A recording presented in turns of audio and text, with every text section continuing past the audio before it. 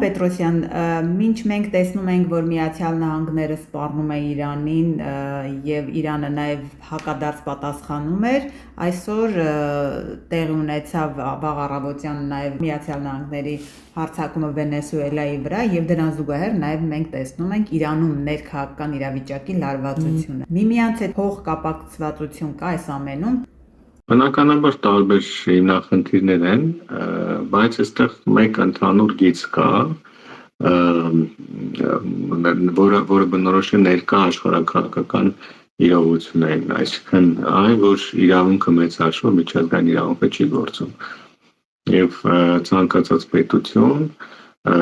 ըստ իր շահերի եւ իր հնարավորություններով կարող է լուծել իր առջև դրված խնդիրները։ Եվ մենք այս իրավիճակը տեսնում ենք առնվազն սկսած 2022 թվականից Ռուսաստանի հարձակմամբ Ուկրաինայում, մենք ինքներս մեզ վրա ենք զգացել այդ խնդիրը, Ադրբեջանի գործողությունները Թուրքիայի աջակցությամբ եւ իհարկե դրա վառ օրինակներից էր Իսրայելի գործողությունները Գազայում, հետո Իսրայելի հարձակումը իր հարևանությամբ Լիբանանի վրա, Սիրիայի վրա, Իրանի դեմ 12-օրյա պատերազմը եւ այն խնդիրները հակամարտությունները, որոնց մասին դուք նշեցիք։ Այսինքն մեծ հաշվով չի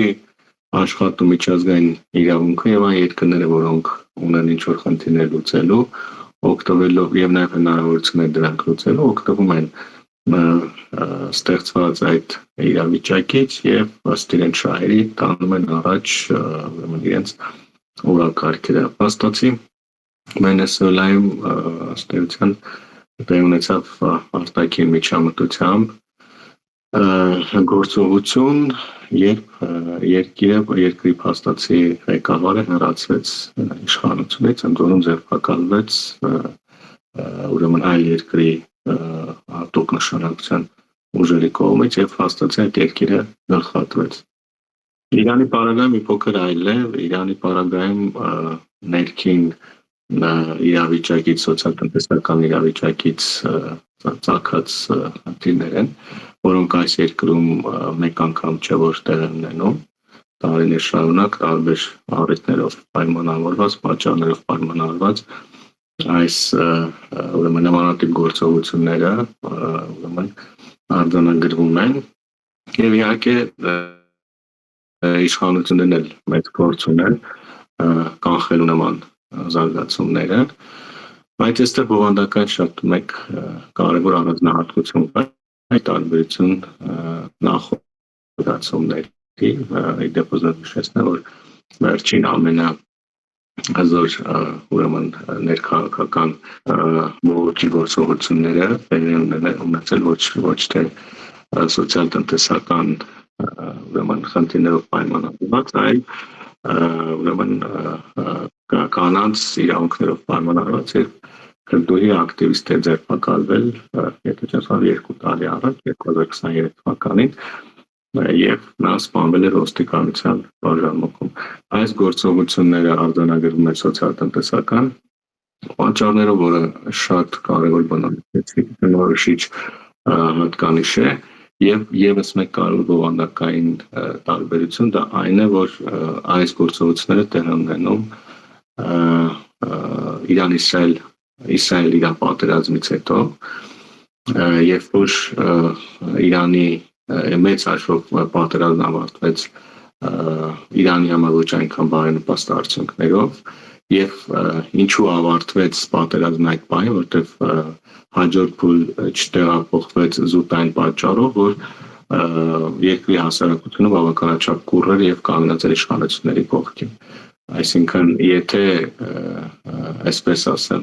պատերազմի ընթացքում մենք տեսնենք բողոքի գործողություններ Իրանի իշխանությունների դեմ, վստահաբար Իսրայելը Միացյալ Նահանգների աջակցությամբ գնալու են այս գործողություններին աջակցությամբ եւ հասնել են իրենց վերջնանապատակի, այսինքն Իրանում գործող փորձել են հասնել իրենց վերջնանապատակին, այսինքն Իրանում գործող վարչակարգի տապալմանը։ Հիմա բնականաբար արտաքին ուժերը մեծապես աշխատում են այս խնդրի վրա եւ գուցե թե փորձեն նաեւ ուղղորդել դրանք։ Եվ վստահաբար Նորից հնարավոր է Միացյալ Նահանգները էլի պրոքսի ձևերով հարվածներ հասցնի Իրանի կամ ուղիղ հարվածներ, ինչպես մենք նախորդ տարվա սկզբում ականատես եղանք։ Իհարկե չի կարելի բացառել, ընդ որում այստեղ շատ կարևոր հանգամանք կա, որ այս գործողությունները տեղի են ունենում չնայած անցյալ տարի վերջից, դեկտեմբերի վերջից, բայց դրանք վստահաբար եղել են օրակարգային հարց Միացյալ Նահանգների եւ Իսրայելի ղեկավարների բանակցությունների ընթացքում։ Հիշեցնեմ, որ նոր տարվա սկզբին Նեթանյահուն այցելել էր Վաշինգտոն, Միացյալ Նահանգներ եւ ուրեմն Միացյալ Նահանգների նախագահի հետ նրա ընտանիքի հետ իշխող նոր տարին դիմավոր այնպես էլ բարձր մակարդակի բանակցություններ են ունեցել։ Այստեղ վստահաբար այս թեման քննարկվել է մեկ, վստահաբար նրանք ունեն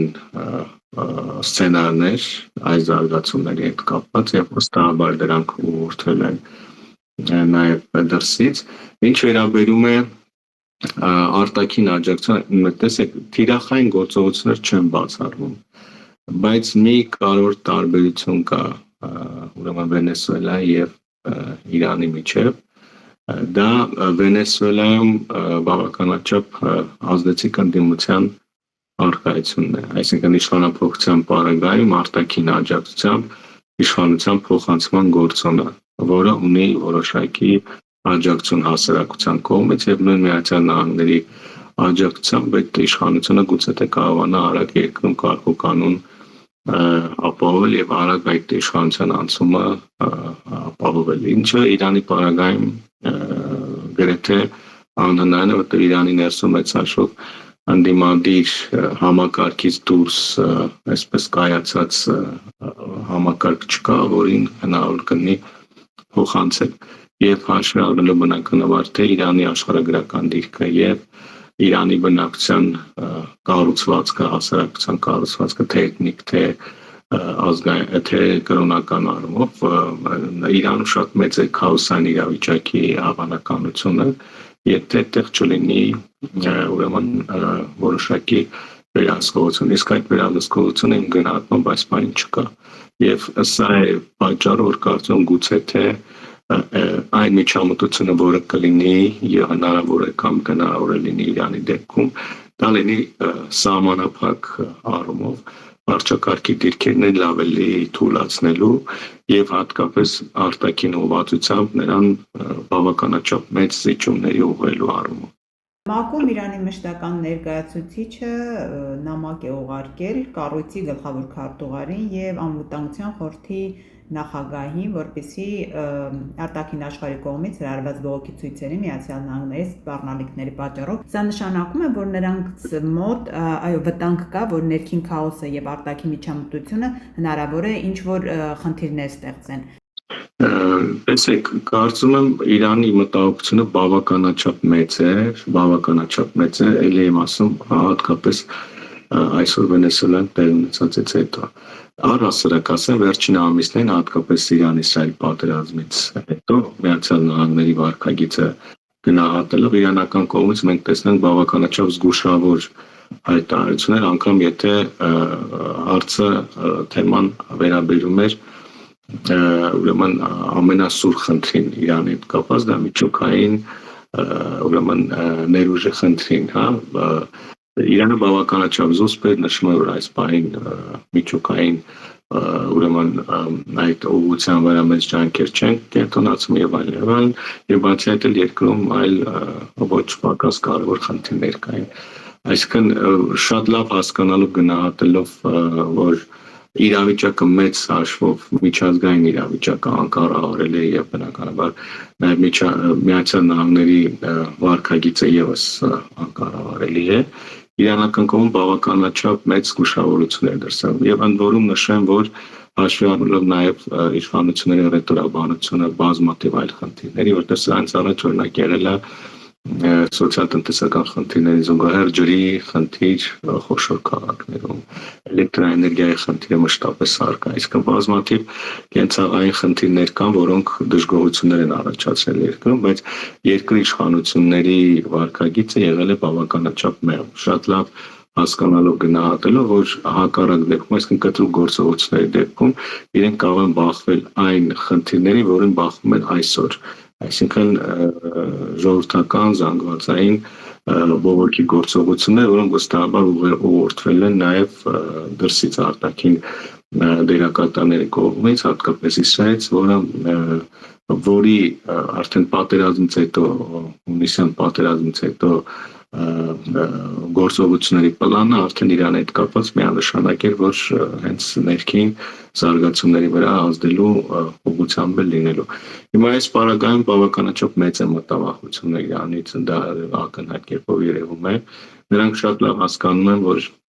այս պայն միջազգային համակարգը չի աշխատում, բայց փորձում են նաև միջազգային բոլոր գործիքները եւս օգտագործել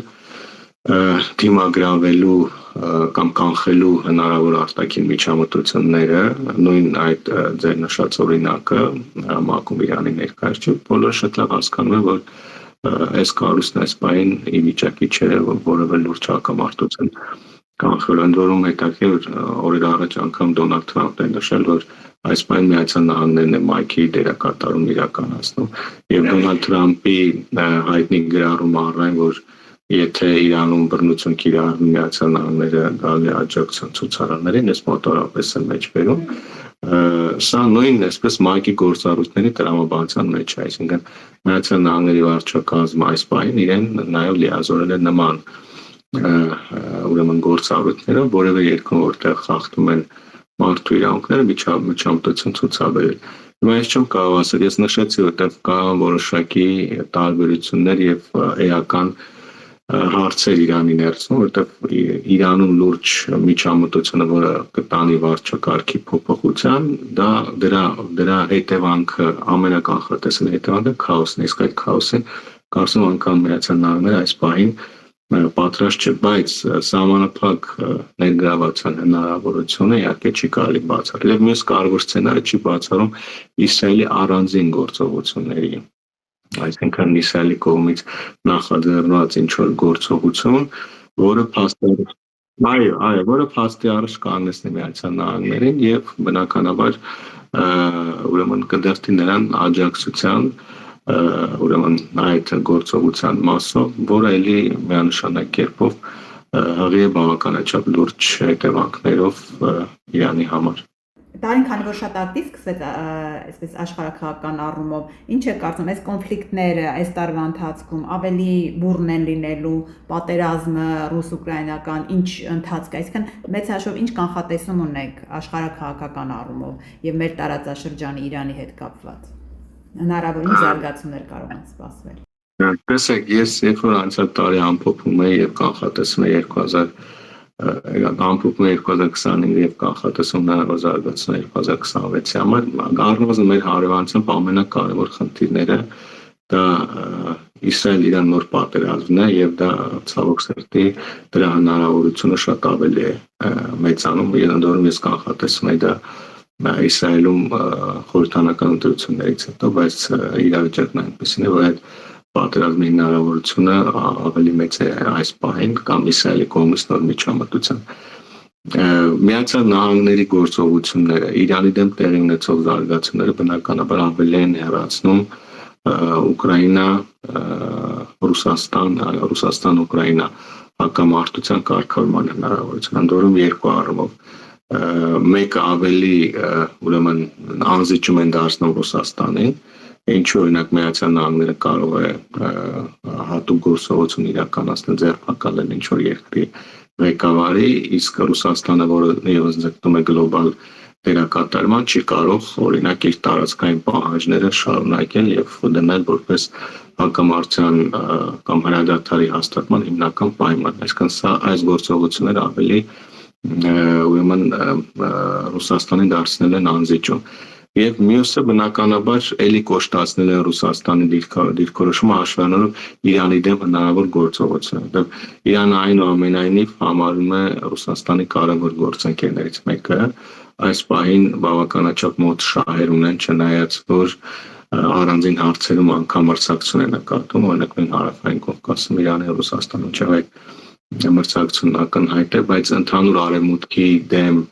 գործողությունների համատեքստում երկու երկրներն ունեն ընդհանուր շահեր եւ Իրանի դեմ գործողությունները վստահաբար ավելի են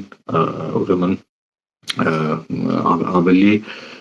ինչպես արդեն նշել ոչ կառուցողական են դարձնելու Ռուսաստանին եւ մյուս կարևոր հանգամանքը Իրանի դեմ գործողությունները հնարավոր գործողությունները դրանք որոշակի ազդեցություն կարող ունենալ ընդհանուր առմամբ մերձարարելքի անվտանգային քարտեզի վրա խոսքը վերաբերում է հատկապես Թուրքիայի սել հնարավոր ուրեմն հակամարտությանը, որը մերձարարելքում երևի թե ապագայի ամենականխատեսելի բախումն է այս պահին